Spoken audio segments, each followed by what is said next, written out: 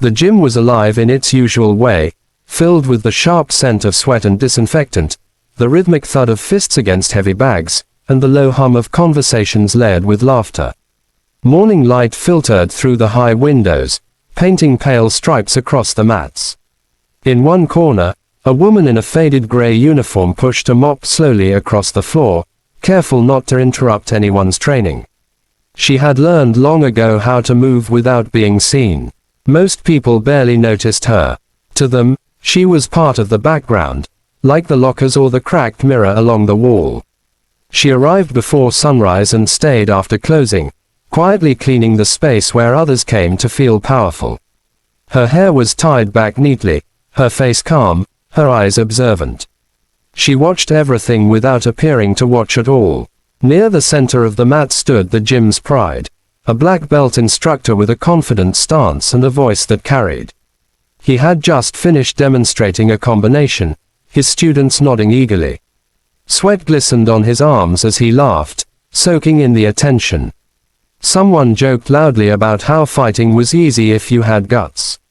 That was when his gaze drifted toward the edge of the room and landed on the woman with the mop. "Hey," he called out, half amused, half bored. "You ever tried fighting?" A ripple of laughter passed through the group. The woman paused, lifting her head slowly. For a second, it seemed she hadn't heard him correctly.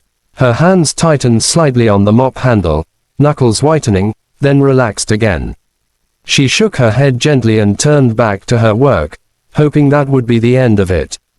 But it wasn't. "I'm serious," he said, stepping closer, confidence dripping from every word. "Come on, just one round. For fun. I won't hurt you." More laughter. A few phones were raised, eager to capture the moment. Some faces showed discomfort, but no one spoke up. The woman felt the weight of all those eyes on her back. She took a slow breath, deeper than necessary, and straightened herself. She turned to face him fully now. Her posture changed, subtle but unmistakable. "If I step on the mat," she said quietly, her voice steady, "you don't go easy." That surprised him. For a fraction of a second, his grin hesitated. Then he laughed again, louder than before. "Deal." She set the mop carefully against the wall, aligning it just right, as if order still mattered. Removing her worn shoes, she stepped onto the mat. The noise in the gym softened, conversations trailing off. There was something about the way she stood, balanced, centered, that made the air feel heavier. The bell rang, sharp and clear. He moved first, fast and confident, expecting fear. What he saw instead was calm.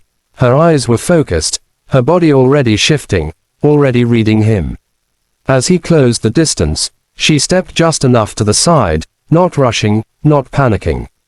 His strike cut through empty air, and for the first time that morning, uncertainty flickered across his face.